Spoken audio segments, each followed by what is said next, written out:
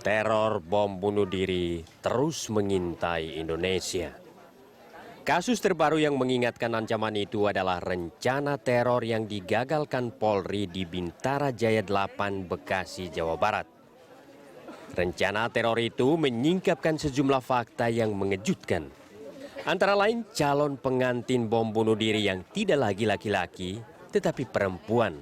Bahkan perempuan tak bercadar yang diindoktrinasi dalam tempo cepat. Kemasan bom juga disesuaikan menjadi bom panci sehingga tidak mudah dicurigai untuk dibawa menuju target. Selain itu, jaringan yang masih terkonsolidasi dengan baik di bawah komando Bahru Naim yang kini bergabung dengan ISIS. Hasil deteksi Polri bahkan menyebutkan Bahru Naim telah menginstruksikan pembentukan sel-sel terorisme baru di Indonesia. Ini adalah sel-sel kecil bentukan BN ya, sel-sel kecil bentukan BN. Tidak menutup kemungkinan ada sel-sel kecil lainnya. Dan mereka pun belajarnya itu dari BN melalui komunikasi, melalui telegram. Yang bersangkutan dikasih tahu cara membuat bomnya begini itu melalui telegram. Ya, ini memang sel baru. Adanya ancaman terorisme itu diakui Presiden Joko Widodo. Karena itu Presiden meminta masyarakat untuk ikut aktif dalam upaya memerangi terorisme. Karena tanpa dukungan masyarakat, teror akan senantiasa mengancam Indonesia. Saya kira yang namanya teroris itu tidak melihat semuanya. Masjid pernah, gereja pernah, hotel pernah, kedutaan pernah, jalan raya pernah, jadi apapun. Oleh sebab itu, pemerintah dan rakyat, Polri terutama, kita harus terus memerangi terorisme ini. Ya. Hingga kini Polri telah menetapkan 4 orang sebagai tersangka kasus teror bom Bekasi dan 2 orang lainnya masuk dalam daftar pencarian orang atau DPO.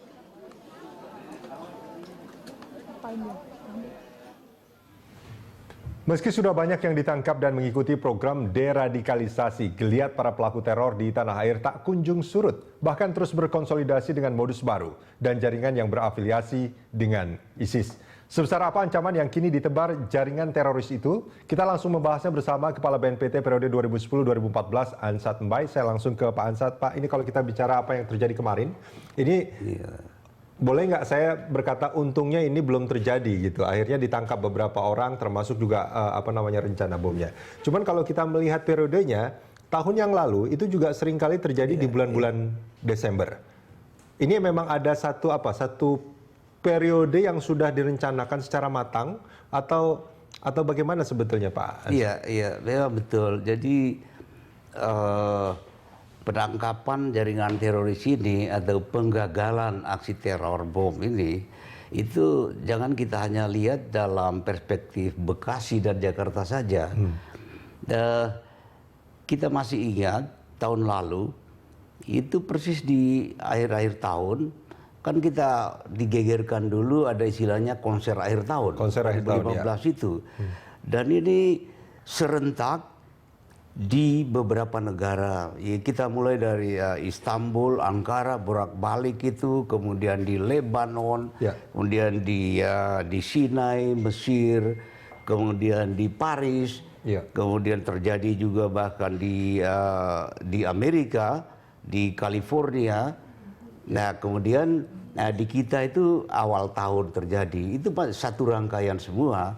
Dan itu tahun lalu? Ya, tahun lalu. Nah, apakah ini kan kalau kita melihat tadi berita-berita internasional juga di Kairo juga terjadi, Istanbul juga terjadi. Iya, tahun ini kita lihat di Kairo, Istanbul, itu waktunya kan bersamaan. Nah, cuma bedanya kalau mungkin tahun lalu itu lebih luas, itu sekaligus adalah indikator di situ bahwa ya kekuatan ISIS sebetulnya walaupun mereka mengancam, sudah tidak sekuat dulu. Kalau dulu melebar betul di beberapa negara, kali ini hanya terbatas itu. Tapi di Indonesia sekarang kita lihat, kok selalu ada Indonesia. Artinya kekuatan ISIS itu sudah eksis di kita ini. Ya ini kan kalau kita lihat ratusan, bahkan ada yang mengatakan ribuan warga kita sudah bergabung ke sana. Dari yang bergabung itu sudah ada sekitar 70-an mungkin yang tewas di sana. Kemudian angka sekitar mungkin 60-70 ya sudah kembali. Nah yang kita garis bawahi ini sudah kembali ini. Dan yang sudah kembali ini jelas diketahui mereka tetap aktif, bahkan merekrut anak-anak muda berusaha mengirimkan kembali ke sana. Termasuk 9 orang yang ditangkap itu waktu demo 4/11 itu oleh Polri. 9 orang itu jelas-jelas mereka adalah berafiliasi dengan ISIS. Jadi di negara kita ini ya bukan mungkin, tapi sudah ada. Kemudian kita lihat kasus di Samarinda, bom di Samarinda di gereja itu Oikumene, kemudian kelompok Majalengka, itu jelas ISIS, jaringan ISIS itu semuanya saling terhubung entah dengan apapun, artinya tetap ada koneksinya antara Samarinda. Jadi terus itu, dengan apa yang terjadi koneksi, kemarin. Ya memang mereka mendesain itu ada rentetan kejadian yang memberikan pesan bahwa mereka itu masih kuat dan Indonesia ini mereka bisa melakukan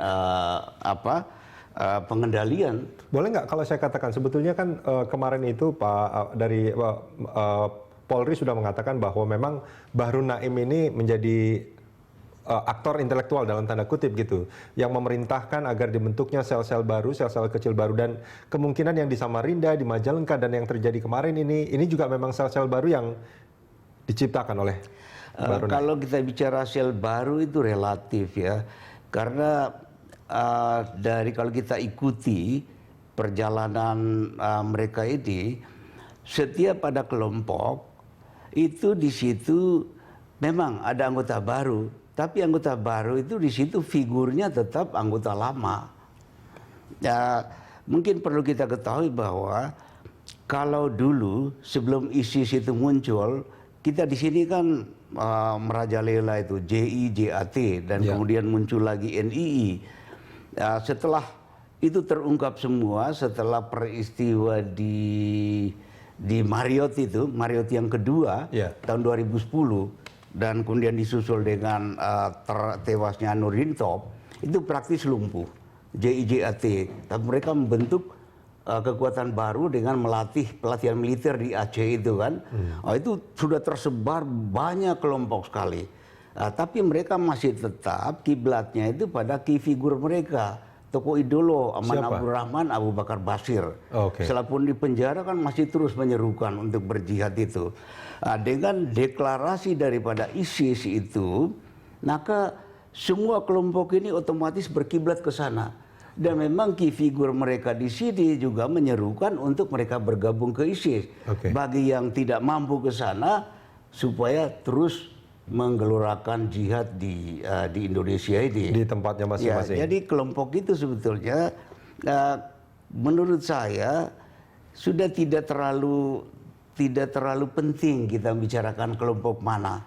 Yang jelas kelompok teroris, jaringan teroris yang sekarang kiblatnya ke ISIS. Baik langsung atau tidak langsung mereka mengidentikan diri sebagai ISIS. Apa istilahnya, membaiat kalau saya tidak salah. Berbaiat per kelompok atau secara pribadi.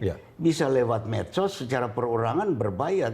Seperti kasus Tangerang itu yang menyerang polisi di Tangerang. Itu kan dia hanya seorang diri saja itu, tidak ada jaringannya. Boleh nggak kalau saya katakan, sebetulnya ini kondisinya sebetulnya sudah sangat mengkhawatirkan Pak Ansat. Artinya kalau kita melihat banyak mereka yang sudah pulang dari Suriah misalkan, terus banyak kelompok-kelompok kecil yang membentuk dirinya, kalau nggak salah juga ada istilahnya JADKN, Jamaah Ansarut Daulah Nusantara kalau nggak salah. Itu kan juga bentukan baru sebetulnya. Dengan orang-orang yang lama mungkin. Ya tapi sekali lagi bagi saya nama itu sudah dari dulu saya mengatakan nama itu tidak penting bagi mereka.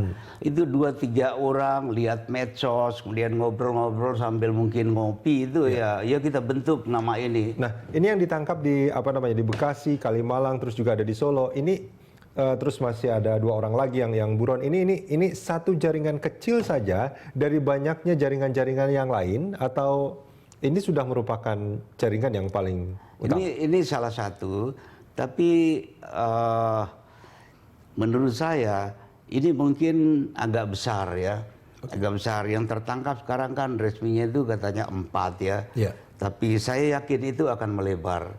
Dan Densus saya kira masih terus melakukan pengejaran mereka. Dan saya yakin di waktu dekat itu pasti bertambah.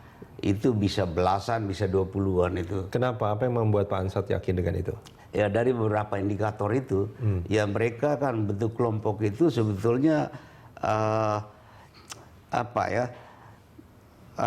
dari beberapa kelompok mereka kemudian ada satu orang yang kemudian bisa merakit bom dan yang punya militansi tinggi, ya mereka ikut semua di situ. Dan yang menarik adalah pengantinnya itu rencana yang pelaku pembunuh dirinya adalah perempuan. Ini satu hal yang belum pernah terjadi sebelumnya.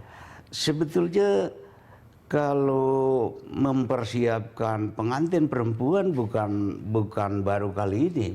Dulu juga sudah terdeteksi. Sejak berapa tahun lalu itu ada calon pengantin itu perempuan. Dan dulu sudah sempat diketahui namanya ini. Ini suaminya namanya Idi. Tapi belum sehebat sampai sekarang. Sudah sampai memegang bom itu dan siap dan sudah membuat wasiat itu. Kalau dulu sudah diketahui juga ada calon pengantin itu. Dan setiap kali calon pengantin perempuan, suaminya pun adalah anggota jaringan. Iya, pasti. Pak Ansat, kita jeda sebentar. Kita akan lanjutkan ini di segmen berikut. Pemirsa, jangan kemana-mana.